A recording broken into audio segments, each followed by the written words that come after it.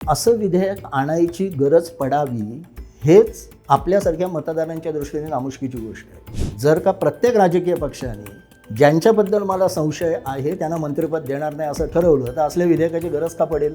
संघटना बांधणी ज्यांची दुर्बळ आहे त्यांना अशा गोष्टींची जास्त भीती वाटते.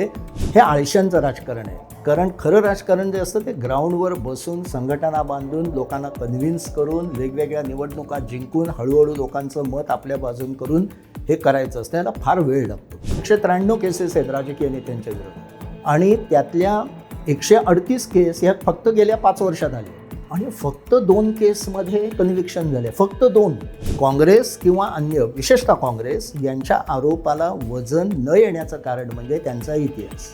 ह्या बिलाला ते विरोध करून ते लोकशाहीचा आम्ही रक्षण करीत आहोत असा हाय करतात आणि यांचे आधीचे पूर्वज इंदिरा गांधींपासून नेहरूंपासून अगदी सरसकट बरखास्त करत होते राज्य सरकार विरोधी पक्षांची. आधार कार्ड हा अधिकृत पुरावा नाही असं आधार कार्डच्या कायद्यातच म्हटलेलं आहे. या इलेक्शन कमिशनचा प्रॉब्लेम एक असा झाला की आम्ही काही फारसे कोणाला ॲन्सरेबल नाही. आम्ही कॉन्स्टिट्युशनल बॉडी. सोशल मीडियाच्या या जमान्यात हे चालणार नाही. मतदार यादीमध्ये गोंधळ आहे म्हणजे मतदानात गोंधळ आहे असा तुम्ही अर्थ लावणं हे चुकीचं आहे. पण ते ज्या ठोसपणे इलेक्शन कमिशनने सांगायला हवं ते हे नव्हतं.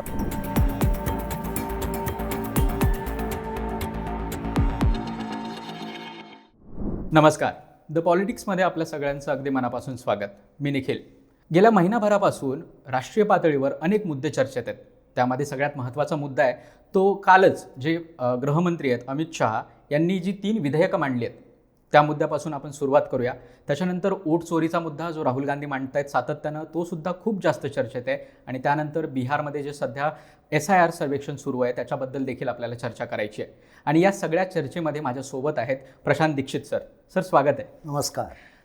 प्रशांत दीक्षित सर ज्येष्ठ राजकीय विश्लेषक आहेत. त्यांच्याकडनं आपल्याला या सगळ्या गोष्टींबद्दल जाणून घ्यायचं आहे. सर पहिला प्रश्न हाच आहे की काल म्हणजे संसदेमध्ये 20 ऑगस्ट रोजी अमित शहांनी जे 3 विधेयकं मांडलेत ज्याच्यामध्ये एक घटनादुरुस्तीचा सुद्धा समावेश आहे त्याबद्दल नक्की काय सांगाल? ती विधेयकं कशासाठी आणली गेली आहेत?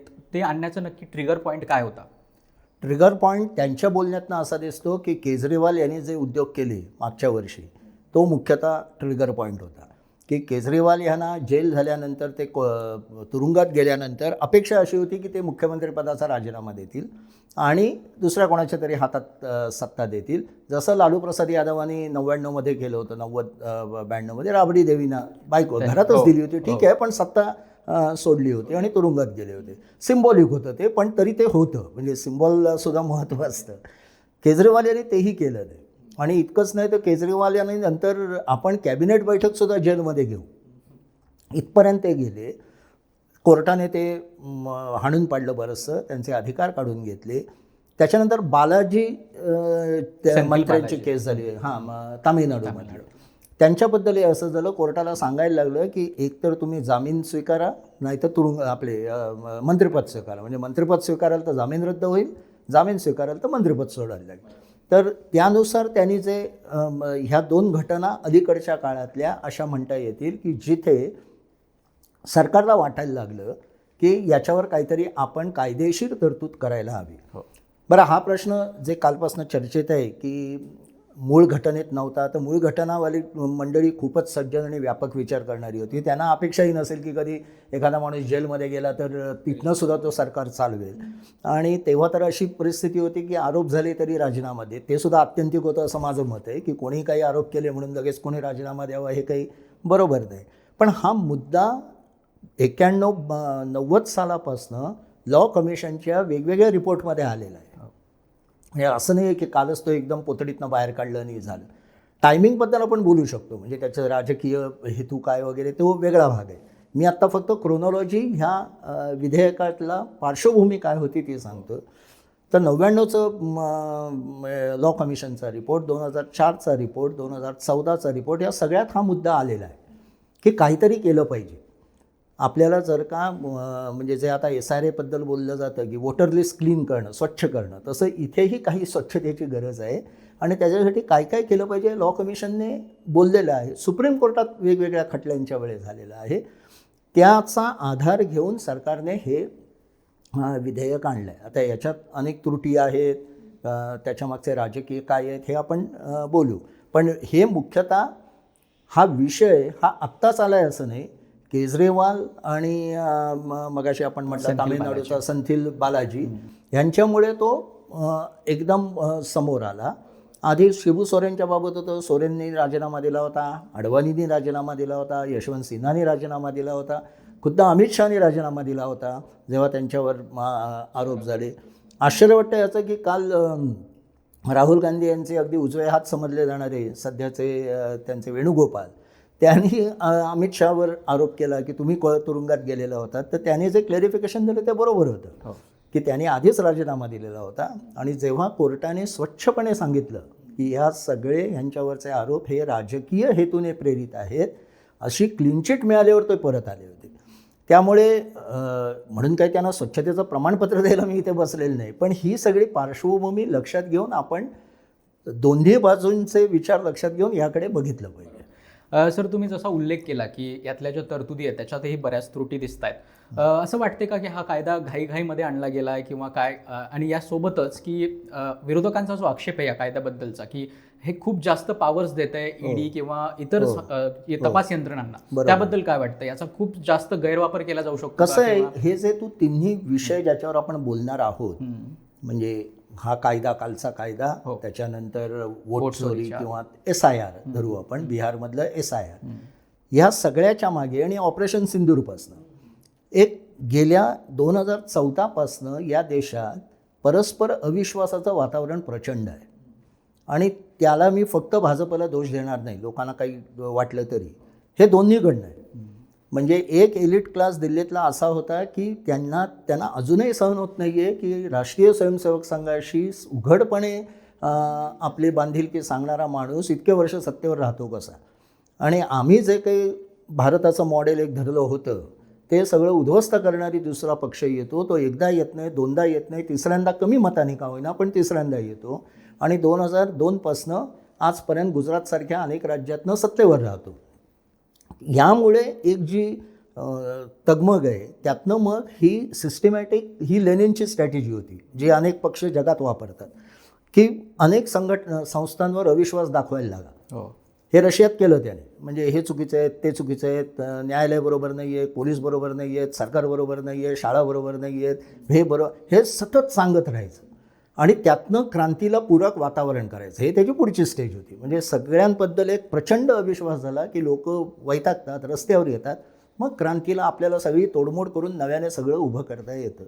ही स्ट्रॅटेजी प्रत्येक पक्ष भारतात वापरतो, अमेरिकेत वापरतो. म्हणजे आज आता वोट चोरीबद्दल आपण राहुल गांधींचं बोलतो. हा वोट चोरीचा आरोप ट्रम्पने 2019मध्ये केला.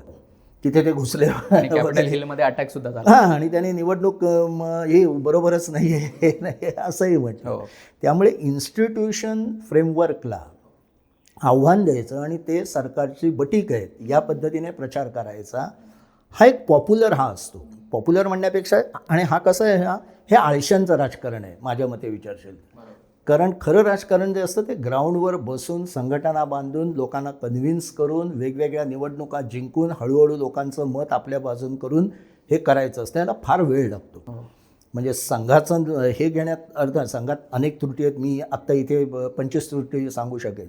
पण ज्या पद्धतीने त्यांनी गेली 35-40 वर्ष काम करत करत ह्याला आले, ती जी पद्धत आहे ती कष्टाची, काया कष्ट असं जे म्हणतात, शरीराला शरीर श्रम करून कष्ट करून संघटना बांधून सत्ता मिळवणं, ही अलीकडच्या अन्य पक्षांना झेपत नाही आहे.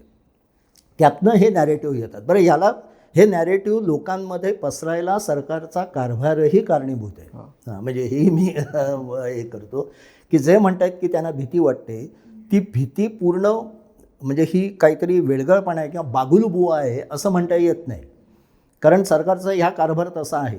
सरकारनेच राज्यसभेत मला वाटतं पियुष चौधरी होते, पंकज चौधरी जे राज्यसभेचे अर्थ खात्याचे राज्यमंत्री होते, त्यांनी जे उत्तर दिलं होतं 1 वर्षापूर्वी की 193 केसेस आहेत राजकीय नेत्यांच्या विरोधात आणि त्यातल्या 138 केस ह्या फक्त गेल्या 5 वर्षात आल्या आणि फक्त 2 केसमध्ये कन्व्हिक्शन झाले. फक्त 2, 198 पैकी 2, त्यातल्या 198 पैकी 138 गेल्या फक्त 5 वर्षात.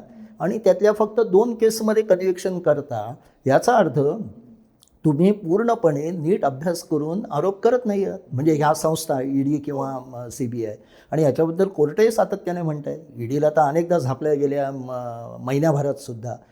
यामुळे एक ग्रह असा होणं नक्कीच त्यांचा हा आहे की कोणालाही पकड देईल. एक कुठच्या तरी फौजदार, म्हणजे जे आज याने म्हटलं अभिषेक मनु सिंघवीने, ते बरोबर आहे की कॉन्स्टेबलसुद्धा खटला FIR दाखल करेल, 1 महिना असं काहीतरी कलम लावेल, जे कलम पुढे हे होईल, कोर्ट फेटाळून जावेल. पण चार्जशीट करताना असं कलम लावेल की ते 5 वर्षाच्याहून जास्त शिक्षा देणारं असेल, आणि मग त्याला जामीन मिळणार नाही. अर्थात मिळणार नाही याच्यावर माझा विश्वास नाही, कारण अशा मोठ्या नेत्याला तुम्ही कराल तर ते लगेच सुप्रीम कोर्टात जातात आणि सुप्रीम कोर्ट त्यांचं प्रायोरिटीने हिअरिंग पण घेतं. हे आश्चर्य, तुझं माझं घेत नाही, पण ते होऊ शकतं. तर अशा वेळे ते होईल असं नाही, पण ही धास्ती आहे ना. बरं, हे कसं आहे की हे आजपर्यंत असं घडल्यामुळे, म्हणजे असं अगदी या पद्धतीने घडलेलं नाही, पण हे दुधारी अस्त्र आहे. म्हणजे मला गंमत याची वाटते की जे तावातावाने काँग्रेसवाले वगैरे म्हणत आहेत, तर काँग्रेसवालेही अशा पद्धतीने अडचणीत आणू शकतात. आत्ताही ते कुठल्याही केंद्रीय मंत्र्यावर त्याच्या राज्यात, तो कुठल्या तरी राज्यातनं आलेला असेल, तिथे समजा विरोधी पक्षाचं सरकार असेल आणि त्यांनी एखादा गुन्हा दाखल केला आणि महिनाभर त्याला जामीन मिळणार नाही, अशा म्हणजे 5 वर्षाहून जास्त शिक्षेचा गुन्हा दाखल केला, तर त्याला केंद्रीय मंत्रिपद सोडायला लागेल. बरोबर. आता हे नॅरेटिव्हचं हे कसं आहे ते बघूया. म्हणजे विश्वासार्हता आणि नॅरेटिव्ह, की काँग्रेस किंवा अन्य, विशेषतः काँग्रेस यांच्या आरोपाला वजन न येण्याचं कारण म्हणजे त्यांचा इतिहास. हे बिल आणून ह्या बिलाला ते विरोध करून ते लोकशाहीचा आम्ही काय म्हणतो, लोकशाहीचं रक्षण करीत आहोत असा हा करतात. आणि यांचे आधीचे पूर्वज इंदिरा गांधींपासून, नेहरूंपासून अगदी सरसकट बरखास्त करत होते राज्य सरकार विरोधी पक्षांची, एका फटक्यानिशी संसदेत हे करून. लोकप्रिय सरकार 356 अंतर्गत 356 सर्वात जास्त झालेले आहे. हो, या सरकारबद्दल निदान एक म्हणण्यासारखं आहे की 15-12 वर्षात त्यांनी 356 नाहीच, 356 हे नाही झालेलं. मणिपूरमध्ये फक्त राष्ट्रपती राजवट आली आहे, पण बाकी सरकार बरखास्त करून ह्या पद्धतीचं केलेलं नाही. जे केरळमध्ये नेहरूंनी केलं होतं पहिल्यांदा, अगदी तिथपासून सुरुवात झाली. आणि खरं तर स्वातंत्र्यपूर्व काळातही बलुचिस्तानमध्ये झाली होती, फक्त आपल्याला तो इतिहास माहीत नाही आहे. नेहरूंनीच केलं होतं तेव्हा. पण फक्त नेहरू नाही, इंदिरा गांधींनी केलं, राजीव गांधींनी केलं, हे चालू होतं. नरसिंहरावांच्या वेळे पण झालं. बाबरी मशीद पडल्यानंतर उत्तरेतली सगळी भाजपची सरकार बरखास्त केली. त्यामुळे यांनी अशा पद्धतीने चाबूक चालवलेला असल्यामुळे तुमच्या म्हणण्याला वजन येत नाही. बरोबर. दुसऱ्या बाजूला ही नॅरेटिव्हची खेळी कशी आहे, याने फार सफाईने, भारतीय जनता पक्षाने फार सफाईने या विधेयकात मुख्यमंत्री आणि पंतप्रधानांना पण आणलं आहे. याला कॉन्टेक्स्ट आहे महत्त्वाचा. कॉन्टेक्स्ट असा आहे की इमर्जन्सी, आणीबाणी लागू झाल्यावर संसदेत जे विधेयक आणलं त्यात इंदिरा गांधींनी राष्ट्रपती, उपराष्ट्रपती, पंतप्रधान आणि लोकसभेचा स्पीकर यांच्यावर कोणीही कसला आरोप करू शकत नाही किंवा त्यांना कुठल्याही खटल्याला तोंड द्यायचं बंधन नाही. इनफॅक्ट त्यांना कॉन्स्टिट्यूशनल एक हे दिलं होतं, पूर्ण कवच. आणि म्हणून काल अमित शहाने तो उल्लेख करून सांगितलं की बघा, तुम्ही स्वतःसाठी आणत होतात आणि आम्ही मात्र आमच्या पंतप्रधानालाही याच्यात आणू. हे नॅरेटिव्ह आहे. हे नॅरेटिव्ह सेट करणं आहे की बघा, आम्ही तुमच्यापेक्षा स्वच्छ भारत राजकारणात करायला कसे आहोत. तर काँग्रेसच्यानी ह्याला त्यांचे आक्षेप हे लिजिटिमाइज असले, बरोबर असले, तरी त्याबाबत त्याला वेटेज येत नाही, कारण त्यांचा इतिहास तसा नाही. आणि हे त्याबाबत त्यांच्यावर कुरघोडी करू पाहत आहेत, पण यांच्याही म्हणण्याला वेटेज येत नाही, कारण ED CBI यांनी अशा पद्धतीच्या केसेस अनेकांच्या लावलेल्या आहेत. आणि अगदीच काही ते तुम्ही वॉशिंग मशीनात या आरोपात अर्थ नाही असं पण नाही. म्हणजे जे तुमच्याकडे येत आहेत त्यांच्या केसेस बंद होत आहेत वगैरे, हेही लोकांनी पाहिलेलं आहे. त्यामुळे सध्या तरी हे दोघेही सारखेच पाण्यात आहेत आणि एकमेकावर चिखलफेक चाललेली आहे. पण मागाशी जो आपण मूळ कॉन्स्टिट्यूशनल हा काढला, लॉ कमिशनच्या रेकमेंडेशन, सुप्रीम कोर्टाचे निर्णय, त्याच्या तपशिलात कोणतरी विद्वान त्यातले आले तर ते अधिक तपशील सांगतील. पण मी जे वाचन केलं आहे त्यात दिसतं की त्यांनी एक फ्रेमवर्क, त्यांनी एक चांगला मुद्दा त्यात मांडलेला आहे, जो कदाचित हे बिल आता याच्या JPC समोर जाईल, स्क्रुटिनी होईल, तेव्हा त्यात येईल. तो म्हणजे की फक्त चार्जशीट केली म्हणून डिस्क्वालिफाय करून त्याचा अधिकार काढून घेऊ नका. पुन्हा म्हणतो क्वालिफिकेशनचा याच्याशी काही संबंध नाही, त्याचा कायदा पूर्ण वेगळा आहे. तर त्याचे मंत्रिपद वगैरे काढून घेऊ नका. जेव्हा चार्जेस फ्रेम होतील म्हणजे कोर्टाला वाटतं की हो हे गंभीर आहे आणि हे यांची चौकशी होणं, कोर्टासमोर यांची चौकशी होणं आवश्यक आहे, असं जेव्हा कोर्ट चार्जेस फ्रेम करेल त्याच्यानंतर त्याला मंत्रिपद सोडायला भाग पाडा. माझ्या मते हा टप्पा म्हणजे हे बरोबर आहे, जास्त अधिक चांगलं आहे. असं जर का केंद्र सरकारने केलं, अमित शहा आणि मोदींनी, तर कदाचित मला वाटतं लोक ते ॲक्सेप्ट करतील. पण आत्ता सगळं नॅरेटिव्ह हे आहे की बघा आम्ही राजकारण स्वच्छ करायला जातोय, हे त्याला विरोध करते आणि ते म्हणतात हे बघा हे पोलीस आणतील, कोणालाही अटक करतील आणि आमची सरकारं हिरावून घेतील.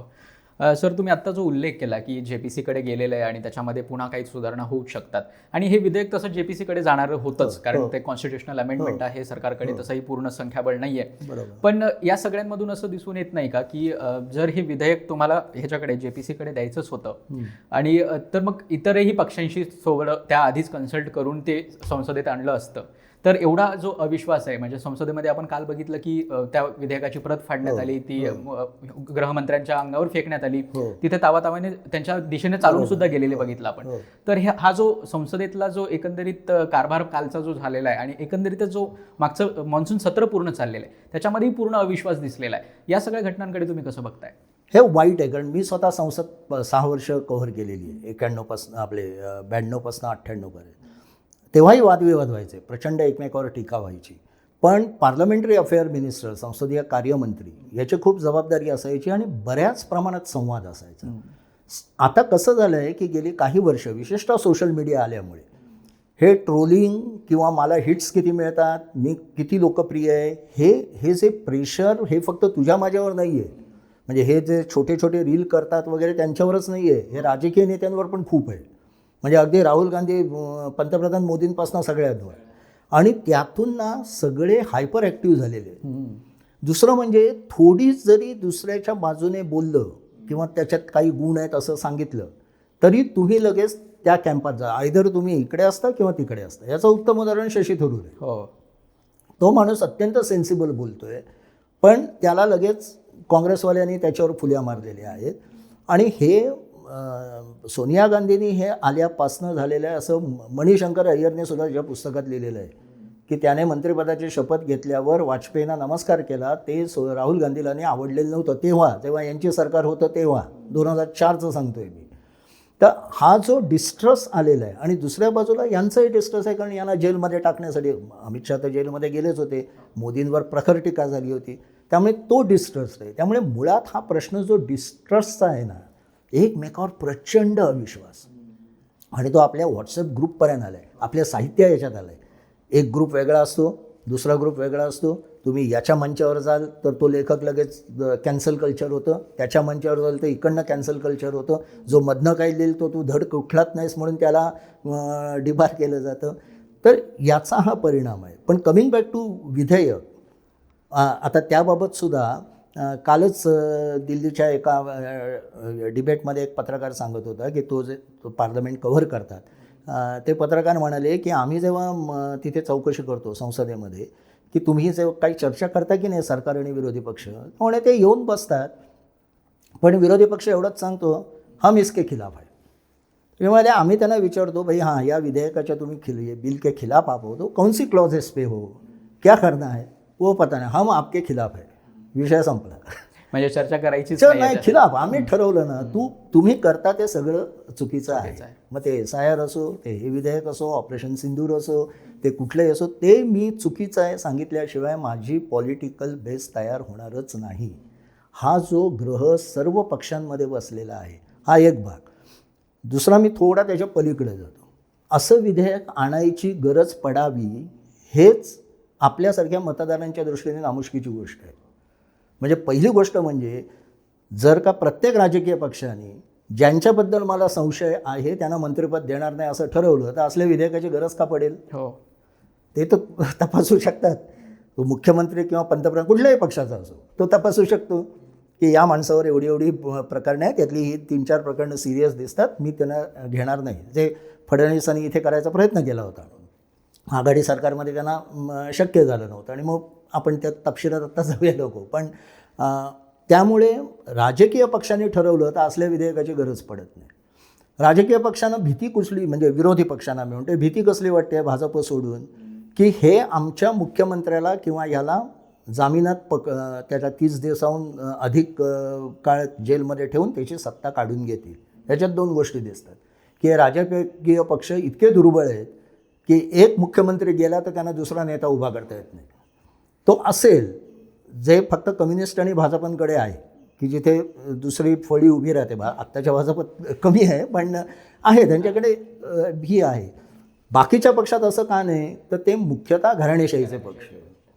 म्हणजे माझ्या घराण्याच्या प्रमुखाला बाजूला ठेवला, तुझ्या तेजस्वी यादवला बाजूला केलं, ममता बॅनर्जीला बाजूला केलं, तर मी काय करायचं. पक्ष संपू शकतो. म्हणजे इतका तो आतून दुबळे आहेत हे पक्ष. मला म्हणायचं आहे हे लोकशाहीच्या दृष्टीने मला जास्त घातक वाटतं, सरकार काय करतं त्यापेक्षा. आणि तिसरा भाग आपलीच जबाबदारी आहे नागरिक म्हणून. आपल्यालाही माहीत असतं कोण किती काळ पाण्यात येतो, पण आपण मतं देतो ना. जे राजकारणाचं गुन्हेगारीकरण हा जो मुद्दा सगळ्यात आहे, तोच याच्या कोरशी तोच कोरशी. आणि त्याला सेफगार्ड पहिले मतदारांनी रिजेक्ट करावं. मतदार करत नसतील तर त्या पक्षाच्या प्रमुखांनी रिजेक्ट करावं. आणि पक्ष इतके दुबळे का व्हावेत की एखादा माणूस गेला तर लगेच माझं मंत्रिमंडळ गडगडेल.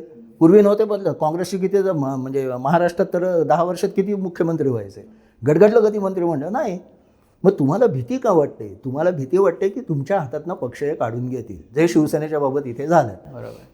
हा जो धास्ती आहे ना, म्हणजेच पुन्हा बॅक टू हे संघटना बांधणी ज्यांची दुर्बळ आहे, खाली पूर्ण पक्ष बांधणी ज्यांची दुर्बळ आहे, त्यांना अशा गोष्टींची जास्त भीती वाटते.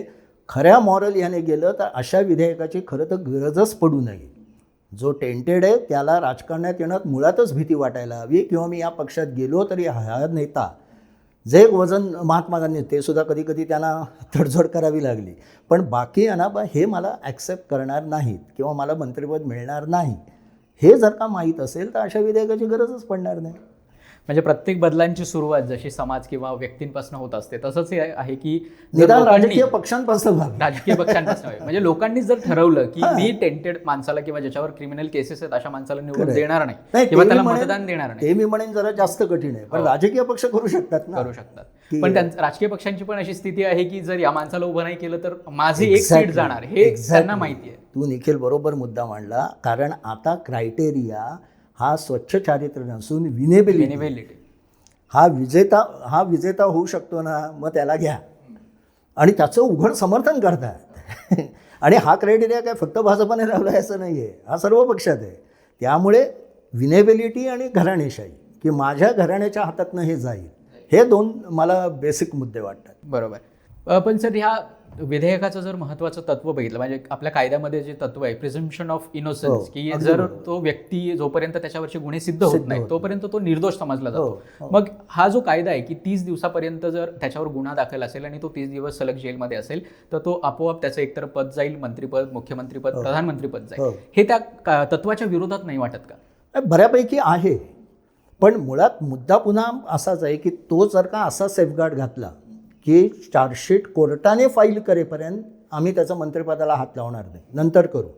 कोर्ट जेव्हा चार्जशीट फाईल करेल तेव्हा लक्षात येईल की ह्याच्यात काहीतरी खूप गंभीर आहे. म्हणजे हे वरवरचं दाखवतात असं नाही, त्यातूनही पुढे तो निर्दोष सुटू शकतो. पण प्रथमदर्शनी कोर्टाला, न्यायमूर्तींना असं वाटतंय की हा गुन्हेगार आहे, अशा वेळी त्याने बाजूला होणं हे आवश्यक आहे. माझा पुढचा पुन्हा वेगळा मुद्दा, तुम्ही सेवेसाठी येता ना, सांगता ना कायम आम्हाला काय पद नको आहे, आम्हाला हे नको आहे, आम्ही लोकांची सेवा करायला. करा की MP म्हणून सेवा, करा की MLA म्हणून सेवा, पद कशाला हवं. याबाबत प्रामाणिक फक्त आपल्याकडे अजितदादाच म्हणाले की सत्ता असल्याशिवाय मी काही काम करू शकत नाही. तो मला प्रामाणिकपणा वाटतो. पण बाकीच्यांना जर तुम्ही बोलत गेलं, ठीक आहे तुमचं मंत्रिपद गेलं, तरी तुम्ही इतके दुबळे आहात की सत्तेचा आधार असल्याशिवाय तुम्हाला कामं करता येत नाहीत जनतेची. त्यामुळे हा प्रश्न सगळा मानसिकतेचा आहे, राजकीय, सामाजिक, वैयक्तिक, नैतिक. कायदा हे प्रत्येकजण एक काय म्हणू शस्त्र म्हणून वापरतोय आपल्याला हवं तसं रिझल्ट आणायला. पण बेसिकली ठीक आहे ना, मंत्रिपद गेलं काही काळ तर काय बिघडतंय. तुम्ही जसं असं म्हणता की जणू काही म्हणजे हेही आता नवीन हे सुरू झालं आहे की म्हणजे विरोधी पक्षच नकोत का कुठेही, कारण विरोधी पक्षांचे कामच होणार नाही, सत्तेत असल्याशिवाय आमचे कामं होत नाहीत. म्हणजे मग जगात म्हणजे मग रशियासारखंच झालं ना, पुतीनसारखं 90% 95% मतदान पुतीनला. तर हेही बरोबर नाही ना, कामं व्हायला पाहिजे, एकमेकांशी संवाद राहिला पाहिजे. संसदेत तुम्ही कधी गेला असाल, तुमच्या पिढी आत्ता जुन्या संसदेत गेली की नाही मला माहीत नाही, त्या आतमध्ये गेल्यावर मोठं भव्य एक अर्धवर्त म्हणजे असं डोम आहे आणि त्या डोमवर ऋग्वेदातली ऋचा लिहिलेली आहे की आमचे विचार एक असून देत, आमची दृष्टी एक असून दे. ते वाचताना मला नेहमी असं वाटायचं की तेव्हापासूनच हा प्रॉब्लेम होता, नाहीतर ही ऋचा आलेली असती की आमचे विचार एक असून देत, आमचे दृष्टी एक असून दे, आमचे स्वप्न एक. छान ऋचा आहे ती ऋग्वेदातली, माझं संस्कृत येत नसल्यामुळे पण ती वर अशी मोठी लिहिलेली आहे आणि त्याच्यामागे कल्पना हीच आहे की संवाद परस्पर होणं आणि आपापसात देवाणघेवाण होऊन काही प्रश्न सुटणं. याचं उत्तम उदाहरण जेटलीने घालून दिलं की GSTमध्ये त्यांनी तेव्हा अगदी असाच विरोध असताना कलम आणलं की पूर्ण कन्सेन्सस असल्याशिवाय कुठलाही GSTची सुधारणा पास होणार नाही. आणि विरोधी पक्षांची तेव्हा तर जास्त विरोधी पक्षांची सरकारं होती, तरी प्रत्येक गोष्टीला सर्वांची सहमती मिळू शकली. याचं कारण मांडणारे, दुसऱ्यांचं ऐकून घेणारे हे सगळे प्रगल्भ होते असं आपण म्हणू. आणि पैशाचा प्रश्न आला की राज्यात अशी प्रगल्भ होतात, कारण त्यांना कळतं की हे आपण इथे मात्र नीट व्यवहार केला पाहिजे, नाहीतर आपल्याला केंद्राकडनं मदत मिळणार नाही किंवा आपलं इंडस्ट्री वगैरे वाढणार नाही. ती प्रगल्भता इकडे का आणत नाही हा माझ्यासमोरचा प्रश्न आहे. सर, आता विधेयकांच्या मुद्द्यावरून आपण थोडा दुसऱ्या मुद्द्याकडे येऊया, जे म्हणजे राहुल गांधींचे सध्या जे आरोप सुरू आहेत इलेक्शन कमिशनवर आहेत, मतदानाच्या चोरीवरून आहेत, इलेक्टोरल रोल जे बनवलं जातं त्याच्यावरनं बरेचसे आरोप करण्यात आले आहेत. त्यांनी महादेवपुरा या कॉन्स्टिट्युएन्सीचं उदाहरण देऊन आणि त्याचं एक मोठं नेरेटिव्ह सेट करण्याचा जो त्यांनी प्रयत्न केला त्याबद्दल थोडंफार बोलूया. सर्वात आधी तर त्यांच्या या आरोपांबद्दल नक्की तुम्हाला काय वाटतं, मतदार याद्यांबद्दल नक्की काय वाटतं? तुम्ही बऱ्याच काळापासून पत्रकारिता करताय, म्हणजे मलाही माहिती आहे की मतदार याद्यांमध्ये थोडीफार गडबड असतेच, गाव पातळीवर पाहिलेलंच आहे हे. तर याबद्दल त्यांच्या या आरोपांबद्दल सुरुवातीला काय वाटतं? यात खरंच काही नवीन गोष्टी त्यांनी मांडलेल्या आहेत का? आणि एकंदरीतच मतचोरीचा जो नरेटिव्ह सुरू आहे त्याबद्दलही सांगा जरा. हा मतदार याद्यातला घोळ हा पहिल्यापासून आहे आणि तो छोटी मोठी इलेक्शनमध्येच होतो असा नाही. म्हणजे मी एक अलीकडचं उदाहरण देतो अगदी, आणि ते इंटरेस्टिंग आहे. दिल्लीतल्या कॉन्स्टिट्यूशन क्लबची आत्ता निवडणूक झाली, त्याच्यात भाजपच्याच दोन लोकांची एकमेकांच्या बानियान आणि रूडी, राजीव प्रताप रूडी. बनियानला बालियान का बनियान त्याचं नाव बालियान, हां, त्यांना अमित शाह वगैरेने पाठिंबा दिल्यावर राजीव प्रताप रूडीच्या बाजूने काँग्रेस आणि इंडिया ब्लॉक उभं राहिलं आणि ते निवडून आले. आणि त्यातनं लगेच सगळीकडे पत्रकार पण बसले की आता राहुल गांधी आपले नरेंद्र मोदींचं हे संपलं वगैरे वगैरे, डॅन सुरू झालं. त्या निवडणुकीतली गंमत फार एक सांगतो, त्याच्यात 37 पोस्टल वोट पडले. 37. हां, मुळात ते काय 1200 का 1100 मतदार आहेत सगळे, त्याच्यात खासदार आजी आणि माजी. हां, बरोबर. तर त्याच्यात 37 पोस्टल वोट होती, त्यातलं एक पोस्टल वोट बलियान यांना पडलं, एक पोस्टल वोट हे रिजेक्ट झालं काही तरतुदी असल्यामुळे. 35 पोस्टल वोट ही सगळीच्या सगळी रूढीना पडली. 35. हां, प्रश्न इथे थांबत नाही. ही 35च्या 35 पोस्टल वोट एकाच पोस्ट ऑफिसमधनं टाकलेली होती आणि ते पोस्ट ऑफिस नव्या दिल्लीतच होतं. म्हणजे जे खासदार नव्या दिल्लीत होते ते प्रत्यक्ष मतदानाच्या ऐवजी पोस्टात गेले किंवा त्यांच्या वतीने कोणीतरी जाऊन पोस्टात टाकलं आणि एक गठ्ठा तिकडनं मतं इथे आली. 1200 मतदारांच्या निवडणुकीत असं होऊ शकतं, ते सुद्धा खासदार आणि यांचा. 2 खासदार विमानतळावरनं कॉन्स्टिट्यूशन क्लबमध्ये मतदान करायला आले, त्यांना सांगितलं तुमचं मतदान झालेलं आहे. खासदारांच्या मतदाराबद्दल आणि त्या क्लबबद्दल सांगायचं हा, म्हणजे मी हे समर्थन इलेक्शन कमिशन, पण जेव्हा तुम्ही हे भारताच्या सारख्या म्हणजे 100 कोटी देशात किंवा 80 कोटी काय जे मतदार आहेत त्यांच्यापर्यंत नेता, तेव्हा ते किती कठीण होतं. दुसरा भाग असा, इलेक्शन कमिशनची स्वतःची मशिनरी नाही आहे. भारताचं सर्व म्हणजे जग तोंडात बोटं घालतं. याचा मी आणखी एक उदाहरण नंतर देतो, पण आधी मी याचं सांगतो की हे प्रत्येक ठिकाणी राज्य सरकारची मशिनरी वापरतात, त्यांचे स्वतःचे नोकरदार खूप कमी आहेत. म्हणजे डेडिकेटेड ज्यांना म्हणतो 24 तास इलेक्शन कमिशनचं काम करणं आहे. अगदी म्हणजे 100 सुद्धा नाही आहे. हो. ते प्रत्येक ठिकाणी त्या राज्यातले कलेक्टर हे ते सगळे तुलाही माहिती आहे, ते कामाला येतात जेव्हा आचारसंहिता जेव्हा जाहीर होते, आचारसंहिता तेव्हा लागू सगळे होते, मतं किंवा ते- आधी त्यांची वोटर लिस्ट वगैरे बनत असते. BLO ज्याला आता आपण कायम ऐकतो ना, ते सगळे राज्य सरकारचे कर्मचारी. ते BLO म्हणजे कोण आहेत? ते शिक्षक आहेत, ते राज्य सरकारी कर्मचारी आहेत, आणखी प्रत्येक तहसीलवाले, महसूलवाले, पॉलिटिकल पार्टीजचे पण आहेत काही. पण असं ती यंत्रणा काम करते. तरी सुद्धा ती इतक्या आश्चर्यकारक रीतीने चांगल्या रीतीने काम करते. याचं उदाहरण म्हणून मी सांगतो की मी एकदा परराष्ट्र मंत्रालयाच्या एका याला होतो, एक दिल्लीमध्ये आमची ही होती काय अभ्यास वर्ग म्हणा अशा पद्धतीचं. तर तेव्हा जॉर्ज बुश हे झाले होते आणि आपले नरेशचंद्रच होते बहुतेक अमेरिकेत तेव्हा कॉन्सुल जनरल म्हणजे आपले राजदूत, अँबॅसेडर. हां अँबॅसिडर, नाव कदाचित बदलत असेल, पण आपल्या अँबॅसिडरने तेव्हा ती कथा सांगितली होती की साधारण अमेरिकेत असं असतं की जो नवा अध्यक्ष निवडून येतो तो ऑक्टोबरमध्ये निवडून येतो आणि जानेवारीत तो प्रत्यक्ष पदभार स्वीकारतो. या मधल्या काळात अनेक देशांचे लोक त्यांना भेटतात आणि एक संवाद साधतात आणि ते त्यांच्याकडनं बोलावणं येतं. म्हणजे ग्रीसला बोलवा आधी, फ्रान्सला बोलवा. साधारण असं असतं UK आधी येतं, रशिया येतं, ठरलेलं असतं. आणि भारताचा क्रमांक खूप नंतर लागायचा. आणि तेव्हा तर म्हणजे बुश आले तेव्हा 99 वगैरे, तेव्हा भारत काही इतका हा नव्हता. त्यामुळे ते आपले अँबॅसिडर ते म्हणाले आम्ही रिलॅक्स होतो, आम्हाला महिन्याभरानंतर कधीतरी बोलावलं येईल. तर अचानक आलं की नाही प्रेसिडेंट इलेक्ट तुम्हाला आधी भेटू इच्छितात. ह्याने आश्चर्य वाटलं. तर बुशने त्यांना भेटल्यावर सांगितलं की मला प्रचंड उत्सुकता आहे की तुम्ही निवडणूक कशी अरेंज करता आणि कशी इतकी व्यवस्थित पार पाडता. आम्ही एवढे स्वतःला एज्युकेटेड समजतो, आमचं लोकसंख्या इतकी कमी आहे, आमच्याकडे तंत्रज्ञान इतकं ॲडव्हान्स आहे, जे आम्हाला जमत नाही ते तुमचा देश कसं करतो.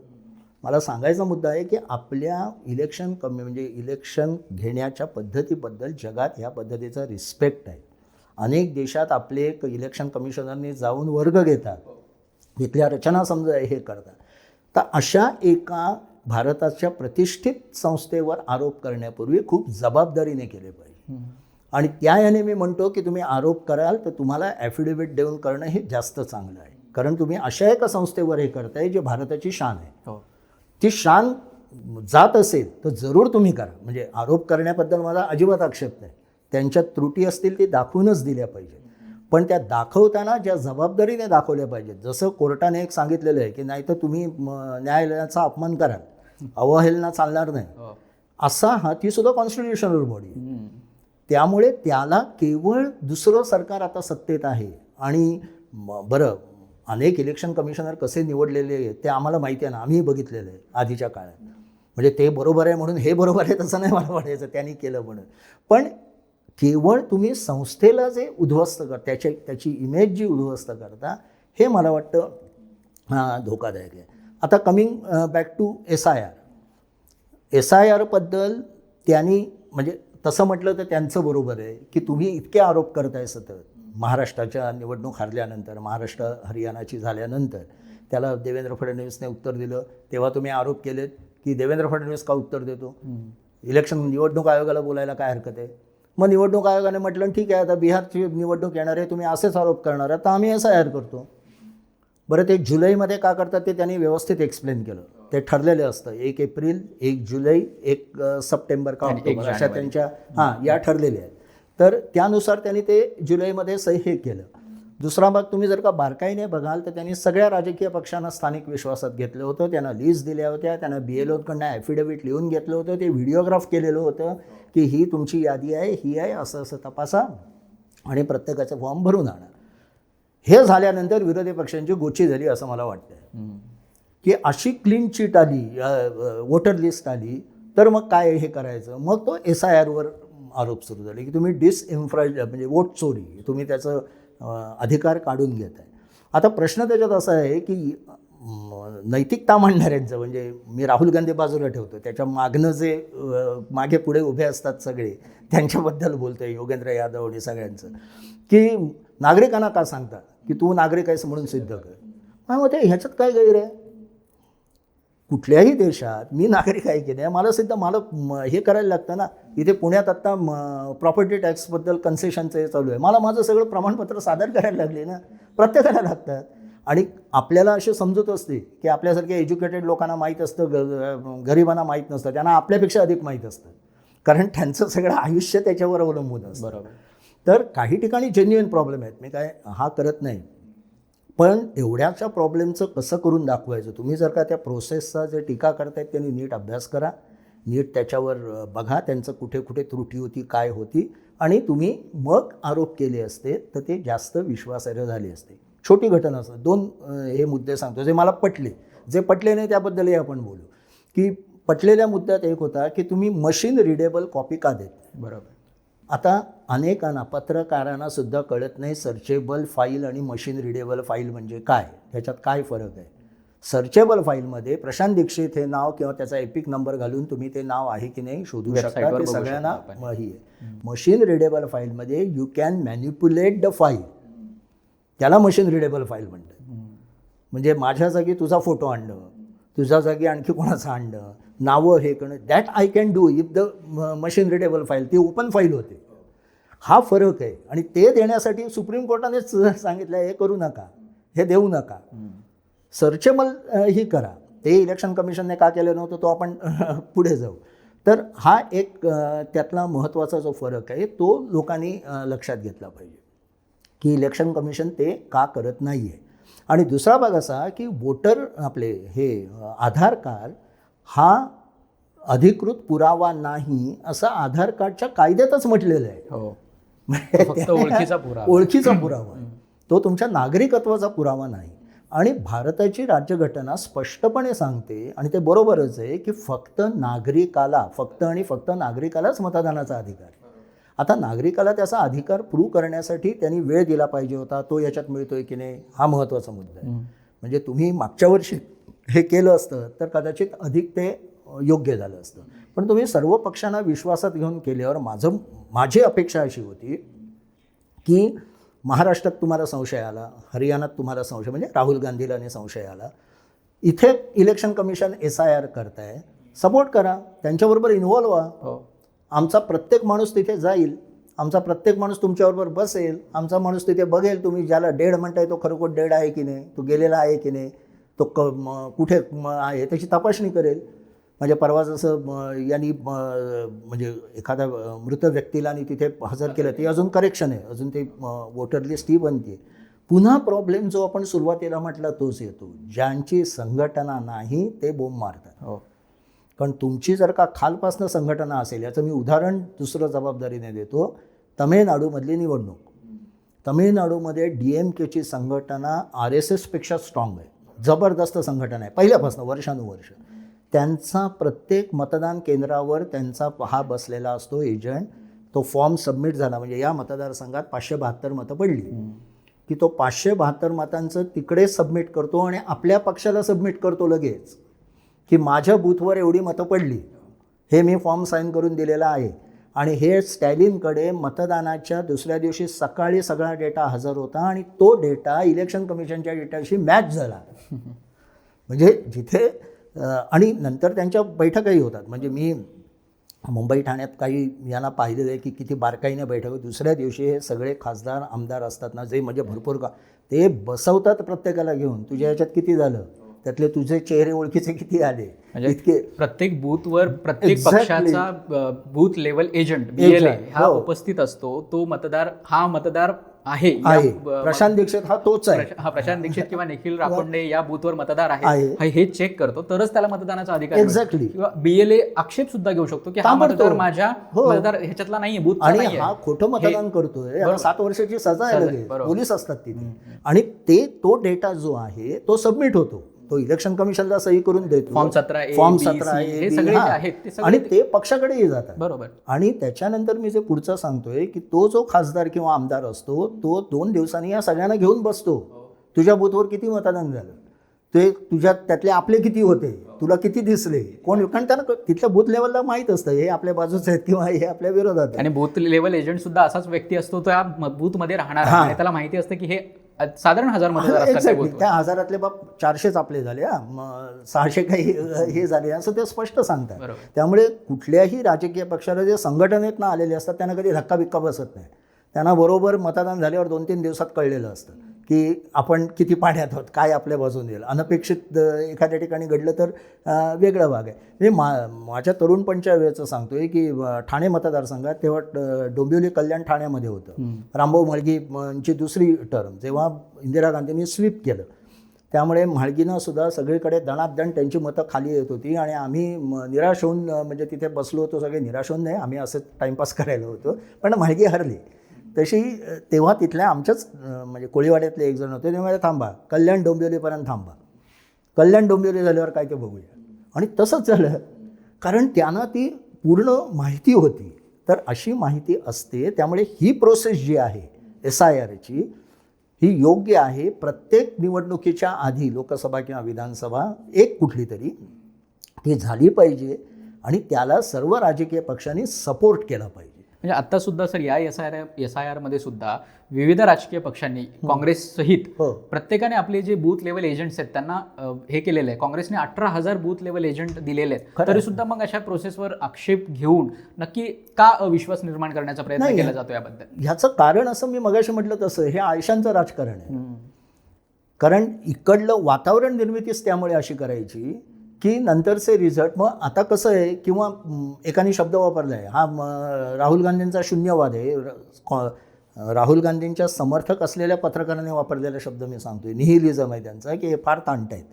कारण उद्या समजा बिहारमध्ये यांच्या बाजून आलं तर मग तुम्ही काय म्हणणार? मग भाजपाने असं म्हटलं तर मतदार यादीत घोळ झाला होता, कॅन्सल करा निवडणूक. SIRमध्ये घोळ झाला होता.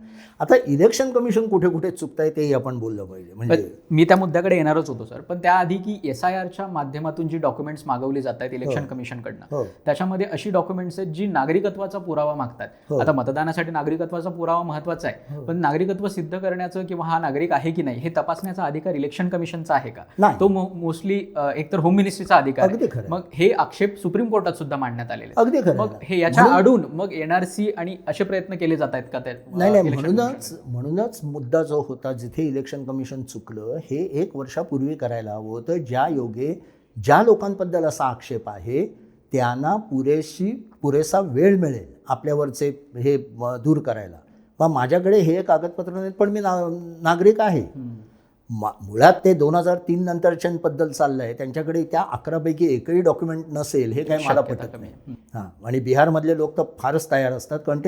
कारण का सांगतो, म्हणजे मी तयार चांगल्या अर्थाने म्हणतोय, जेव्हा तुम्ही मायग्रेशन जास्त असतं ना तेव्हा डॉक्युमेंटेशनला फारच महत्त्व येतं. त्यांना ते कळत असतं की हे आपल्याला पाहिजे, आपलं आधार कार्ड पाहिजे, नोकरी मिळणार नाही पुण्यात येऊन. तो विचारेल तू कुठे राहतो, तुझं बँक बुक दाखव, मी तिकडे पगार तुझा जमा करीन, हे करीन. कारण त्यांना माहीत असतं. पूर्वी नाही लागायचं, पण आता त्यांना ते कल्पना आहे. पण तरीसुद्धा तू म्हणतोस तसं इलेक्शन कमिशन एवढंच म्हणू शकतं की तुम्ही नागरिक असल्याचं मला खात्री वाटत नाही, तुम्ही होम मिनिस्ट्रीकडनं खात्री करून आणा. आता या SIRमध्ये प्रॉब्लेम हा होणार आहे की त्यांना तेवढा वेळच मिळणार नाही. बरोबर. म्हणजे आता 1 सप्टेंबरपर्यंतची तारीख येते. आता मुळात याच्यातनं खरोखर बाहेर काय येतं हे आपल्याला 30 सप्टेंबरला कळेल. 1 सप्टेंबरलाही कळणार नाही, कारण तेव्हा ती फायनल लिस्ट प्युरिफाईड ज्याला म्हणतात स्वच्छ येईल. त्याच्यावर सुप्रीम कोर्ट काय म्हणतं तेही बघता येईल. आत्ताही सुप्रीम कोर्ट याच आठवड्यात उद्या परवाच मला वाटतं परत हिअरिंग करणार आहे त्याची, आणि नंतरही हिअरिंग होईल. मला वाटतं पण ही SIR प्रोसेस ही चालू ठेवणं आणि जास्तीत जास्त डिजिटलाइज करणं हे आवश्यक आहे. एक भाग असा दुसरा की या इलेक्शन कमिशनचा प्रॉब्लेम एक असा झाला की आम्ही काही फारसे कोणाला ॲन्सरेबल नाही. आम्ही कॉन्स्टिट्युशनल बॉडी. कोर्टच असं सांगत त्यांना मी असं जजमेंट का दिलं, त्यांना ती जबाबदारी नाही. मी जजमेंट दिलं आहे ते वाचा आणि कार्यवाही करा, ते बरोबर आहे. आम्ही तसे कॉन्स्टिट्युशनल. सोशल मीडियाच्या या जमान्यात हे चालणार नाही. तुम्ही प्रेस कॉन्फरन्स घेतलीत, चांगलं केलं, जोरदार केलीत, बॅटिंग एकदम दणदणीत, डायलॉग बिलॉग छान मारलेत, आणि तो ज्ञानेश कुमार इतके आक्रमक होतील याची अजिबात अपेक्षा काँग्रेस आणि यांना नव्हती. त्यांना वाटलं होतं ते फार हळूहळू जपून जपून बोलतील, पण त्यांनीही तेवढाच अटॅक केला. त्याच्यानंतर राहुल गांधीने काल जो व्हिडिओ केला आहे त्याच्यावर कोणी का आक्षेप घेत नाही की आम्ही बघून घेऊ, रिटायर झाला तरी चांगलं. हे धमकीच आहे सरकारी अधिकाऱ्याला. पण तो वेगळा, ते काय तुम्ही परत म्हटलं तसं कुठच्या बाजून असाल त्याच्यावर ते अवलंबून आहे. कारण लगेच योगेंद्र यादव म्हणाला की जेम्स लिंगडो यांचं नाव घेतलं होतं नरेंद्र मोदींनी. मी मला नरेंद्र मोदींवरच्या पुस्तकात लिहिलं आहे त्याच्याबद्दल. त्यांनी मुद्दाम तो उल्लेख केला होता. जेम्स मायकेल लिंगडो यांनी निवडणूक पुढे ढकलली गुजरातची. आणि तो त्यांनी इंडिकेट केलं होतं, हा ख्रिश्चन आहे, हा हिंदू विरोधी आहे. हे त्यातनं त्यांच्या त्या म्हणण्यात नव्हतं, हे बरोबर आहे, तो प्रचाराचा हा होता. पण तिथे कॉन्स्टिट्युशनल मुद्दा पण होता की मंत्री परिषदेने डिझॉल्व्ह केली होती विधानसभा. ती 6 महिन्यात इलेक्शन आणि लॉ अँड ऑर्डर बरोबर आहे की नाही हे स्थानिक सरकारच सांगतं, इलेक्शन कमिशन नाही सांगत. म्हणजे तुम्ही 2002च्या सांगतोय. हां, त्यामुळे ते प्रत्येकाचे हात दगडाखाली वेगवेगळ्या प्रकारे आहे. म्हणजे जसं सरकार तसं इलेक्शन कमिशन हे पूर्वीपासून चालत आलेलं आहे. पण इलेक्शन कमिशनने जर का पॉईंट बाय पॉईंट रिबटल दिलं असतं. परवाच्या पत्रकार परिषदेत सुद्धा राहुल गांधी अमुक अमुक म्हणतात. प्रश्न आहे, याला माझं उत्तर हे, इथे आमची त्रुटी होती. हो बरोबर आहे, इथे त्रुटी होती. जसं त्यांनी सांगितलं आम्ही 0 नंबर याचा का देतो घराचा, की ज्यांची परमनंट घरं नसतात त्यांना 0 नंबर द्यायला लागतो, पण त्यांना मतदानाचा अधिकार असतो म्हणून आम्ही देतो. ते बंगलोरचं तू उदाहरण काढलं, त्याच्यावर इंडियन एक्सप्रेसने सिरीज केली की ते सतत मायग्रेटेड लोक येत असतात. ते काही काय राहतात, शेतीच्या वेळी परत जातात, तेव्हा दुसरे येतात. ते ज्या ज्या वेळे येतात तेव्हा त्यांची नावं नोंदली जातात. आणि कोणाच्या लक्षात आलं का, कोणी याच्यावर बोललं का, ते फक्त इंडियन एक्सप्रेसच्या बातमीत आहे की ते जे 70 का 80 लोक राहुल गांधींनी सांगितले त्यातले फक्त 2 लोकांनी मतदान केलेलं आहे. त्यामुळे वोट फक्त 2 रजिस्टर, बाकी कोणी मतदान केलेलं नाही. ते यायचे तेव्हा त्यांचं नाव व्हायचं, ते निघून जायचे, दुसरे यायचे त्यांची नावं यायची, पत्ते तेच असायचे. हे दुरुस्त करायला हवं. पण हे या पद्धतीने उत्तरं दिली पाहिजेत ना तुम्ही. तिसरा मग जो मगाशी राहिला, इलेक्शन कमिशनने एक्सप्लेन केला पण त्यांना नीट करता आलं नाही. म्हणजे मशीन रिडेबल जसं म्हटलं, त्यांनी परत परत सांगितलं की वोटर लिस्ट म्हणजे मतदारांची यादी आणि प्रत्यक्ष मतदान याची गल्लत करू नका. म्हणजे प्रशांत दीक्षित हे नाव, मी मूळचा ठाणेकर आहे, म्हणजे मी दिल्लीला गेलो, मी औरंगाबादला नोकरीसाठी होतो, मी पुण्यात आहे आता, 4 ठिकाणी माझं नाव असू शकतं एखादं. जर का मी डिलीट केलं नसेल तर ती माझी जबाबदारी आहे खरी, पण मी नसेल केलं तर असू शकतं. पण दॅट डझंट मीन, त्याचा अर्थ असा नाही की मी 4 ठिकाणी मतदान करतो. मी मतदान एकाच ठिकाणी करू शकतो. केलं तर गुन्हा आहे तो मोठा आणि 7 वर्ष जेल आहे त्याला. त्यामुळे मतदार यादीमध्ये गोंधळ आहे म्हणजे मतदानात गोंधळ आहे असा तुम्ही अर्थ लावणं हे चुकीचं आहे. पण ते ज्या ठोसपणे इलेक्शन कमिशनने सांगायला हवं होतं ते हे नव्हतं. आणि काही प्रमाणात माझं राहुल गांधीच्या बाजूने मत आहे की त्यांनी जोरदार प्रेस कॉन्फरन्स घेतली, पण शेवटी कॉन्स्टिट्युशनल बॉडी म्हणून जी एक प्रोप्रायटी, ज्या पद्धतीचं औचित्याने बोलायचं असतं, ठोसपणे पण औचित्याने. याचं उत्तम उदाहरण म्हणजे शेषन यांची प्रेस कॉन्फरन्स मी कव्हर केलेली आहे. जेव्हा पहिल्यांदा त्यांनी दणका दिला होता, शरद पवारांची निवडणूक थांबवली होती डायरेक्ट, त्यांनी निवडणूकच थांबवल्या होत्या डायरेक्ट. तुमचा विश्वास आहे, निवडणूक माझ्या मताप्रमाणे होत नाही, निवडणूक बंद विधान परिषदेची. शरद पवारांचं मुख्यमंत्रीपद अडचणीत आलं होतं कारण ते विधान परिषदेवर जाणार होते 1992-93च्या वेळी. खरं म्हणजे ते शेषन असतं तर त्यांनी म्हटलं असतं देशातली सगळीच निवडणूक 2 वर्ष थांबवतो, सगळीकडे SIR झाल्याशिवाय मी काही. आणि शेषन यांच्यामुळेच ह्या इलेक्टोरल रोल्स ज्या आहेत त्या सुद्धा त्यांचंच किंबहुना इलेक्शन कमिशन काही बॉडी आहे ती ताकद दाखवू शकते. एक लक्षात घ्या ना की त्यानंतर 92-93 नंतर भिंतीवर लिहायची कोणाची हिंमत आहे का? 10 वाजले की मोदीसुद्धा सांगतात ते बंद करा, 10 वाजल्यानंतर मी प्रचार नाही करणार कारण डिस्क्वालिफाय होईल डायरेक्ट. इलेक्शन कमिशन एवढं करू शकतं, पण ते ज्या पद्धतीने करायला हवं, तुम्ही कॉन्स्टिट्युशनल बॉडी आहात, किंवा ज्या पद्धतीने ऑपरेशन सिंदूर नंतर रोज प्रेस कॉन्फरन्स घेऊन व्यवस्थित माहिती दिली गेली तशी तुम्ही केली असती तर त्याचा परिणाम जास्त झाला असता. तरीसुद्धा लेटेस्ट सर्वे अजून सांगतात की इलेक्शन कमिशनवर लोकांचा विश्वास आहे. 60% लोकांचा, 60 ठेवून जास्त टक्के लोकांचा विश्वास आहे. त्याच्यावर योगेंद्र यादव वगैरे म्हणतात की मागच्या वेळी 72% 72 का 73 होता, तो आता कमी आला आहे. तर ठीक आहे, ते कारण तुम्ही एवढा आरोप केल्यावर ते होणारच. पण लोक म्हणतात अजून निवडणूक धडपणे होते, ती अतिशय अचूक आणि निर्धोक अशी होणं कठीण आहे. हे म्हणजे कितीही आपण म्हटलं तरी आपल्या घरी आणलेल्या दुधात थोडंफार भेसळ असणार आहे जसं लोक ॲक्सेप्ट करतात तसं ते आहे. पण ओव्हरऑल लोकांचा अजून त्या इन्स्टिट्यूशनवर विश्वास आहे आणि तो विश्वास आपण सर्व राजकीय पक्षांनी सहकार्य करून तो ठेवायला हवा. मला चौधरी चरण सिंगांचं एक उदाहरण आठवतं की कुठल्या तरी पुस्तकात वाचलं होतं मी हे, की त्यांची जेव्हा 1979 का 80ची इलेक्शन होती तेव्हा त्यांच्या मतदारसंघामध्ये एका बूथवर त्यांना 100% मतं पडली होती आणि तेव्हा ठप्पे लावून मतदान करण्याची पद्धत होती ना. तर चौधरी चरण सिंगांकडे त्यांचा जेव्हा कार्यकर्ता आला की मतदान झालं आणि आपल्याला 100% मतं पडली, तेव्हा चौधरी चरण सिंग म्हटले होते की अरे 1-2 तरी मतं त्या अपोजिशनवाल्यांना पाडायची की नाही, आपल्याला सगळी कशी मतं पडली. सो हे त्याच्यापेक्षा तरी आता आपण चांगल्या स्थितीत आहोत, त्या बेटर पोझिशनला आहोत मतदानाच्या ह्याच्यामध्ये. चुका कमी कमी करत आलेल्या आहेत. आता ही 100% योग्य आहे असं नाहीये, ऍटलीस्ट 90% आलोय, अजून 10% आपल्याला पुढे जायचं. पण त्यामुळं संपूर्ण इलेक्शन प्रोसेसवर प्रश्नचिन्ह उपस्थित करणं आणि त्यावरून मग लोकांमध्ये अविश्वास निर्माण करणं इलेक्शन कमिशन बद्दल किंवा सगळ्या प्रक्रियेबद्दल, हे जरा खूप जास्त धोकादायक वाटतं. असं अगदी खरं आहे. कारण कुठलंही सरकार असो त्याच्याबद्दल ते इललेजिटिमेट आहे, हे बेकायदा असं म्हणणं, हे कारण त्यांनी म्हणून दाखवलंय की तुम्ही फक्त 25 खासदारांमुळे तुम्ही संसदेत आता प्राईम मिनिस्टर आहात आणि तुम्ही इलेक्शन चोरून प्राईम मिनिस्टर झालेला. ते अशा पद्धतीने आरोप करणं. मग तुमचे कसं आहे की राजदीप सरदेसाई जे म्हणाले होते ते काही मोदी समर्थक अजिबात नाही, पण ते म्हणाले जर का एवढं त्यांना वोट चोरी करून करता येत असतं तर निदान त्यांनी 272 तरी आणले असते ना. बरोबर, ते 25 कशाला कमी केले. याचा अर्थ तुम्ही जसं आपल्याकडे एक पॉप्युलर हे असतं, पैशाच्या जीवावर मतदान हे होऊ शकतं. मग अंबानी कधीच झाले असते राष्ट्रपती आणि हे अंबानी, टाटा, बिर्ला सगळ्यांनी ठरवलं असतं तुम्ही अमुकमुक, तुम्ही अमुकमुक, चला आपण आता सरकार चालवू. नाही होत ना तसं. जनता म्हणून एक काहीतरी वही असते आणि जनता, जसं ते अमिताभ तिवारीने सांगितलं की त्यांच्या सर्वेत दिसलं, जनता काय म्हणते की राहुल गांधींचे आरोप करतायत ना ते गंभीर आहेत. हो, आम्हाला वाटतात ते गंभीर आहेत, त्याच्यावर तुम्ही नीट उत्तरं द्या. पण तुमच्यावर आमचा विश्वास आहे म्हणून तुमच्याकडनं अपेक्षा आहे की तुम्ही नीट उत्तरं द्या आणि ते आमचा मनातला संदेह दूर करा.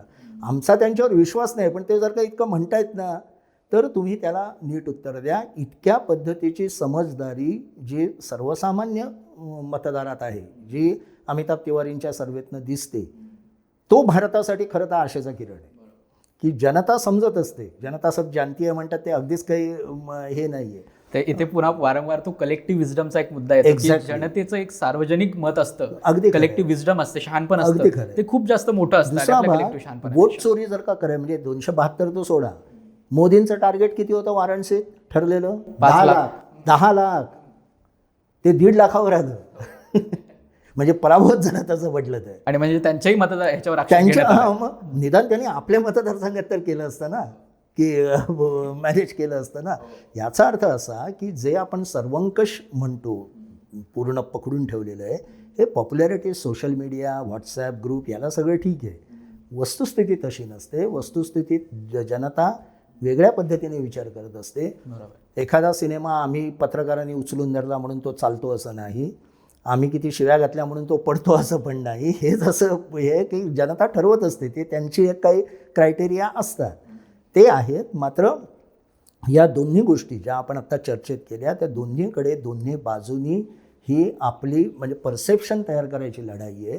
आता बिहारमध्ये ते कळेल की खरोखर सप्टेंबरनंतर त्या वोटर लिस्टबद्दल जनतेचं एक मत बनेल की ज्याच्यात जर का खूप लेजिटिमेट म्हणजे मी मतदार अनेक वर्ष आहे पण माझं नाव गायब असं दिसलं तर साहजिक आहे लोक वैतागतील.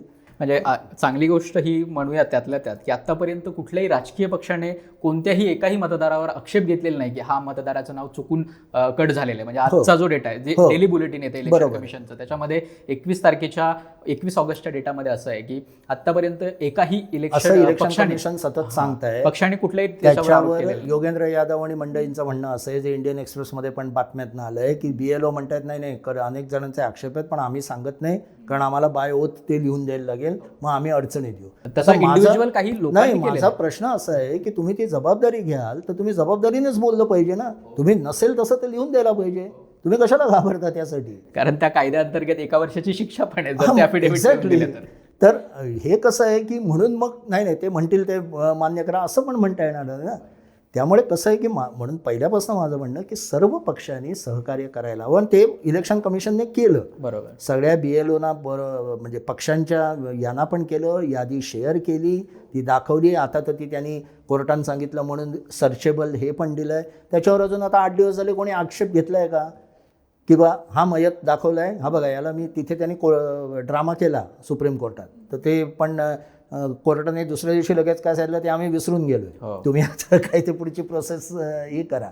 तर हा मुद्दा परसेप्शन आपण फार ताणतोय आणि मूलभूत ज्या प्रतिष्ठित संस्था आहेत त्यांच्यावर अतिशय त्यांच्याबद्दल संशयाचं वातावरण करतोय.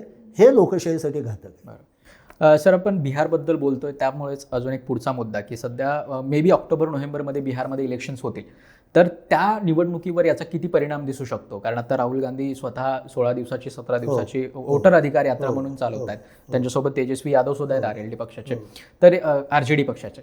सर, या सगळ्यांबद्दल काय वाटतं? त्याचा परिणाम बिहार इलेक्शन्सवर दिसेल का? मी म्हटलं तसं नंतर खरं कळेल, तेव्हा लोकांना लक्षात येईल की हे केलं, हे काय केलं. पण राहुल गांधींना आत्ताच्या ते जे काही यात्रा काढतायत त्याचा फायदा होईल की नाही? मला वाटतं होईल. जेव्हा तुम्ही जमिनीवर उतरता आणि लोकांमध्ये जाता आणि लोकांबरोबर संवाद साधता तेव्हा त्याचा फायदा नेहमीच होतो. हे सर्व पक्षांसाठी, विजयभास्कर रेड्डींपासून सगळे जे जे काढाल तुम्ही, चंद्रशेखरपासून ते हे आहे, कारण लोकांना वाटतं ते तुमच्याबद्दल हे होतं. यावेळी यांनी हुशारीने कसं केलेलं आहे की त्यांनी RJDचे जे स्ट्रॉंग होल्ड आहेत तिथेच काढले, म्हणजे ते कन्सॉलिडेट करतायत त्यांची मतं. नितीश कुमार आणि यांचा भाग आहे तिथे ते जात नाही आहे. बिहार ह्यावेळी इंटरेस्टिंग वेगळ्याच कारणासाठी होणार आहे. प्रशांत किशोर. हां, आणि प्रशांत किशोरची पॉप्युलॅरिटी ज्या पद्धतीने वाढती आहे, म्हणजे आत्ता झालं आहे असं की तेजस्वी यादवची कमी होती आहे, प्रशांत किशोरची वाढती आहे. नितीश कुमार, त्याच्यानंतर भाजपचे कोण, चौधरी आणि पासवानचा मुलगा, यांचं एकत्र केलं तर मात्र ते, म्हणजे NDAचं एकत्र आपण ब्लॉक केला तर त्यांची पॉप्युलॅरिटी जास्त आहे. पण प्रशांत किशोर मागच्या वेळे पासवाननी नितीश कुमारांचीच मतं खाल्ली आणि त्यांना अडचणीत आणलं. प्रशांत किशोर कोणाची कशी मतं खाणार, आणि यावेळी प्रशांत किशोर फक्त नितीश कुमारांचे खाणार नाही, तो तेजस्वी यादव आणि बाकी सगळ्यांचे पण खाणार. त्यामुळे प्रशांत किशोर हा फॅक्टर मतांमध्ये किती कन्वर्ट होतो का त्यांचा राज ठाकरेच होतो तिकडले, हे आपल्याला बघायला लागेल. सभा चांगल्या दणदणीत, टाळ्या बिळ्या, TRP चांगला, पण नंतर प्रायोगिक नाटकांसारखं चर्चा भरपूर पण तिकीट बारीवर काही नाही. तसं प्रशांत किशोरचं होतं का? पण तो फॅक्टर महत्त्वाचा ठरतोय. म्हणजे एक त्याला काय म्हणतात, मोमेंटम मिळत आहे आणि 20% वर ॲप्रुव्हल रेटिंग येणं, हे सर्वे जे मी काय आत्तापर्यंत पाहिलेले आहेत त्याच्यात गंभीरपणे घेण्याजोगं आहे सर्व पक्षाने. म्हणजे तो प्लेअर झाला आहे.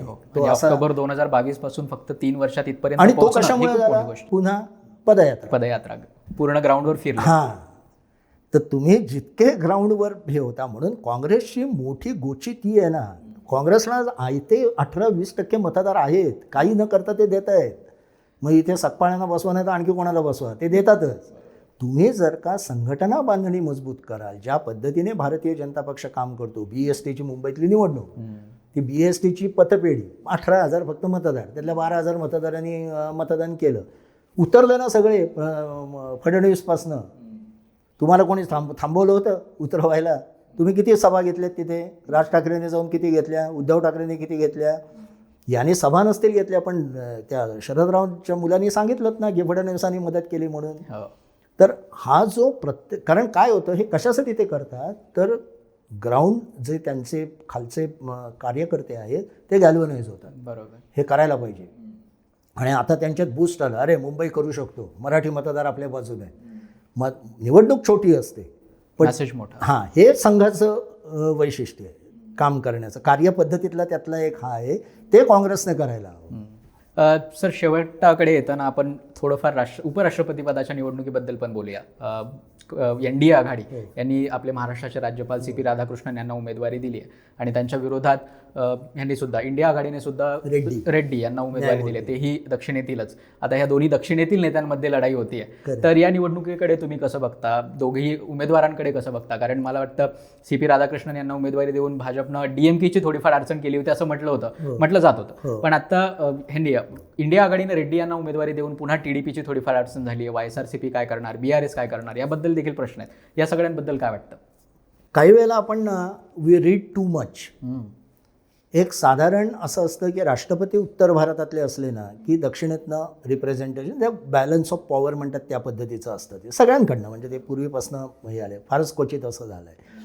आता राधाकृष्णन यांना दिल्यामुळे काय तामिळनाडूचं DMK सगळं फिरणार आहे का? अशक्य आहे. तामिळनाडूचं DMK तेव्हाच राधाकृष्णनना पाठिंबा देईल जेव्हा त्यांच्या लक्षात येईल की आपलं सरकार केंद्राबरोबर संघर्ष केल्यामुळे अडचणीत आहे.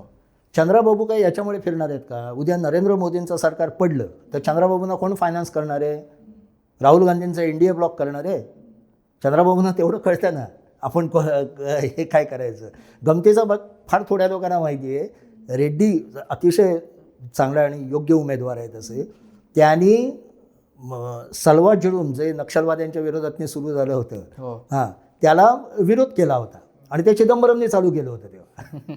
म्हणजे असं काही म्हणजे माझं म्हणणं, एखाद्याला ती उमेदवारी दिली, पुन्हा ही कशी हरण्याची लढाई आहे. हो, बरं, तुम्ही परसेप्शन म्हणजे या निवडणुकींना काय करणार? तुम्ही काय गावोगाव फिरणार नाहीत? काही बातम्या येतात, किती जणांना तुझ्या माझ्यासारख्या कोथरूडमध्ये किंवा पेठांमध्ये किती जणांना उपराष्ट्रपती कोण आहे याच्याबद्दल हे. हां, जोपर्यंत तुम्ही कोणातरी भलत्याच माणसाला एकदम गुंडमावाली करत नाही तोपर्यंत लोकांना काही देणं घेणं नाही. मुद्दा काय आहे की सेन्सिबल माणूस तिथे आला तर ती राज्यसभेचे ते सभापती असतात आणि तो कारभार त्यांना हाताळायचा असतो. त्या दृष्टीने आपले आत्ताचे राज्यपाल ह्यांच्याबद्दल अतिशय चांगलं बोललं जातं. पूर्णपणे संघातनं आलेले आहेत, RSSचं पूर्ण त्यांना बॅकग्राऊंड आहे. त्यामुळे त्याच्यावरनं तशी चर्चा सुरू झाली की लगेच मोदींनी आपली सीट बचावण्यासाठी संघाच्या माणसाला केलं. तर काय बावळटपणा आहे? संघाला आज मोदींची गरज आहे का मोदींना संघाची आहे? हा बेसिक प्रश्नावर चर्चा घडवायला हवी कधी ना कधी. दोघांची परस्परांना आहे हे म्हणणं हे आहे, पण जास्त मोदींची गरज आहे ना. त्यांची शेवटी सरकार निशिकांत दुबेंनी तर बोलून पण झालंय की भाजपला मोदींची गरज नाहीये, मोदींना भाजपची गरज नाही, भाजपला मोदींची गरज आहे ना. शेवटी मतं खेचणारा कोण आहे? म्हणजे हे झालं होतं ना की परवा लाल किल्ल्यावरनं त्यांनी संघाचं कौतुक केलं, लगेच यांनी स्वतःची खुर्ची वाचवण्यासाठी कौतुक केलं. अरे शक्य आहे का त्यांना आलं एवढं? म्हणजे आणि मोठमोठे पत्रकार बोलतात तेव्हा धक्का बसतो की अशा पद्धतीने आर्ग्युमेंट करतात ते. की शेवटी ज्या संघटनेतनं ती नरेंद्र मोदी आजपर्यंत वर आलेले आहेत, मी त्यांच्या चरित्रात ते सगळं लिहिलं आहे, त्या संघटनेला 100 वर्ष होताना त्याचा उल्लेख करणं हे नैसर्गिक आहे ना, साहजिक आहे. तुम्ही जसं कायम काँग्रेस नेहमी स्वातंत्र्य लढ्याचा उल्लेख करताना तसंच ते आहे. त्यांना वाटणं नॅचरल आहे. उद्या कम्युनिस्टांचा कोणी झाला असता तरी त्यांनी म्हटलं असतं ज्योती बसू आणि यांच्यामुळे मी झालेलो आहे आणि मार्क्स आणि याचे विचार घेऊन मी पुढे चाललेलो आहे, समजा लाल किल्ल्यावरनं बोललं असतं तर. कारण त्यांची शताब्दी आहे म्हणून मी डाव्यांचं म्हणतो. तर त्यामुळे त्यातनं फार रीडिंग करायचं हे नाही. उपराष्ट्रपदाची निवडणूक नंबर्स NDAच्या बाजूने आहेत. त्यामुळे ज्या पद्धतीने महाभियोग इलेक्शन कमिशनरच्या विरोधात टिकू शकणार नाही हे जसं माहिती आहे, जोपर्यंत हे सरकार आहे म्हणजे आत्ताची संसदेतली रचना संख्याबळाची आहे तोपर्यंत, तसंच उपराष्ट्रपती पदाचं आहे. त्यामुळे त्याच्याबद्दल फार मोठं हे करावं असं नाही.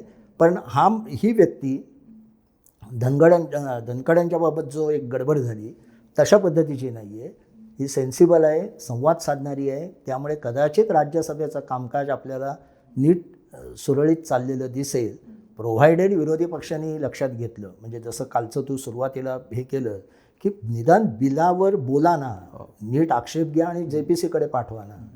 किंवा मला जे सर्वात आक्षेपार्ह राहुल गांधींचं वाटलं होतं की 2024च्या निवडणुकीनंतर पहिलीच लोकसभेची बैठक नरेंद्र मोदींना तुम्ही 2 तास बोलू दिलत नाही आणि स्वतःसुद्धा हुहू करत बसलेला होता. हे किती आक्षेपार्ह आहे.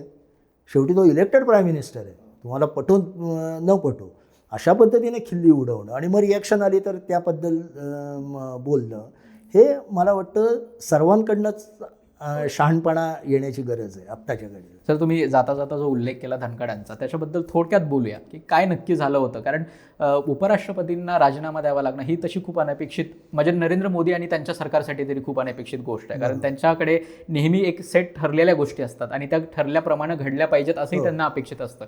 पण मला वाटतं की ही उपराष्ट्रपतींचा राजीनामा ही त्यांच्यासाठी अनपेक्षित गोष्ट होती. नक्की का घडलं, काय झालं असावं? अनपेक्षित असतं, पण त्याच वेळी ते ज्या पद्धतीने स्विफ्टली कारवाई करतात ते नरेंद्र मोदींचं नेतृत्व दाखवणं, जे इंदिरा गांधींमध्ये होतं, जे पुढे राजीव गांधी किंवा नरसिंहराव यांच्यात मनमोहन सिंगांमध्ये पण नव्हतं, ते आघाडी सरकार वगैरे होतं. पण ज्या पद्धतीने त्यांनी काय त्यांच्यात नेमके मतभेद झाले अजून कोणाला नीट माहीत नाही. एक मतभेद असे आहेत की इगोचा प्रश्न होता, मी प्रोटोकॉलनुसार दुसऱ्या क्रमांकावर आहे तर मला म्हणजे प्राईम मिनिस्टरच्या वर आहे. पण सर्वांना माहिती आहे या देशात प्राईम मिनिस्टर हीच एकमेव पद असतं जे ज्याला खऱ्या अर्थाने राजसत्ता ज्याच्या हातात आहे. त्यामुळे दुसरा भाग असा की त्यांनी खूपच अचानक काँग्रेसबरोबर त्यांच्या भेटीगाठी वाढल्या होत्या आणि त्यातून समजा काही कसं असतं, सभापतीला तसे खूप अधिकार असतात. कोरम आहे की नाही बघणं, त्याच्याच वेळे एखादं बिल कट मोशन आणणं, कट मोशनच्या वेळे काय हे करणं. सभापती म्हणून कायम आग्रह धरतात सभापती आमचा पाहिजे. कारण समजा कट मोशन आली आणि त्यांनी मान्य करून टाकली की आता घ्या मतदान ताबडतोब, आणि तेव्हा सत्ताधारी पक्षाचे नसतील पुरेसे, तर सरकार पडतं.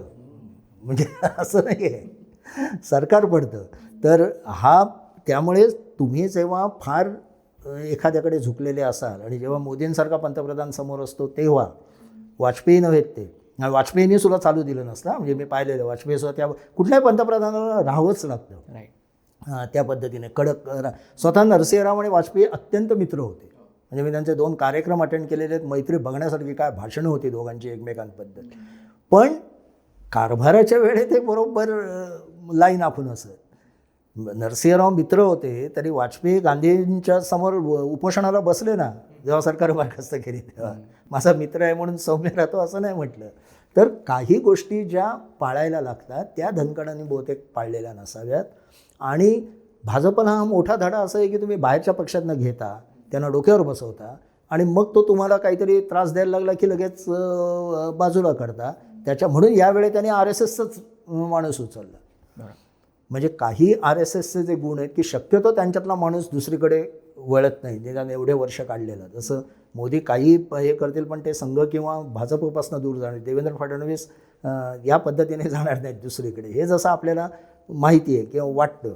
तसं असल्यामुळे आता ते त्याबाबत सावध झालेत आणि जो संघटनेतनं आपल्या वर आलेला आहे त्यालाच प्रमुखपदी बसवायचा. म्हणजे हे नंतरचे कारण तेव्हा त्यांना बसवण्यामागे जाट मतं घेता येतील का, तेव्हा शेतकरी आंदोलनाचा सुद्धा त्याला ते होतं. पण जाट मतं त्यांच्यामुळे आलीच नाही, उलट त्यांचेच राजस्थानमध्येच पराभव झाले लोकांचे. त्यामुळे यांचा प्रभाव नव्हताच आणि प्रभाव पाडण्यासारखी ती व्यक्ती पण नव्हती म्हणजे ज्यांच्यावर पडेल असा. आता त्यामुळे त्या चुका ते दुरुस्त करतात. पण खरोखर बिनसलं कुठे, जसं ट्रम्प आणि मोदींमध्ये खरोखर बिनसलं कुठे हे जसं आपल्याला अजून पिनपॉईंट करता येत नाही. केवळ भारत पाकिस्तान याच्यामुळे झालं का, काही बिझनेस डील मोदींनी मान्य केली नाही म्हणून झालं, जी आसिम मुनीरने मान्य केली, क्रिप्टोकरन्सीपासून अनेक गोष्टी आहेत त्याच्यात, तेलाबद्दलही आहे. आपण दुर्लक्ष केलं आहे पण अंदमानमध्ये म्हणतायत आपल्याला तेलाचा साठा सापडला आहे, तिथे त्यांना इंटरेस्ट होता की काय त्यांच्या कंपनीला. कारण चिदंबरमने फार चांगलं लिहिलं होतं की हा पहिला अध्यक्ष असा आहे की जो बिझनेसमन आधी आहे आणि मग अध्यक्ष आहे. त्यामुळे तो आधी बिझनेस बघतो त्याचा त्यांच्या याचा. तर ते जसं आपल्याला अजून कळत नाही आहे तसंच हे आहे. म्हणजे ही अशी राजकारणात 2014च्या आधीच्या उत्तर प्रदेश निवडणुकीत मोदींनी का सहभाग घेतला नाही हे जसं गूढ आहे. संजय जोशी आणि प्रकरण झालं होतं तेव्हा. तर असे हे खूप अजून अंधारे कोपरे आहेत. कधी काही त्याच्याबद्दल कळेल माहिती. सर खूप खूप आभार. एवढ्या सविस्तरपणे सगळ्या विषयांबद्दल तुम्ही आमच्याशी चर्चा केली. पुन्हा अशा विविध विषयांबद्दल चर्चा करण्यासाठी भेटतच राहू. तोपर्यंत खूप खूप धन्यवाद. धन्यवाद.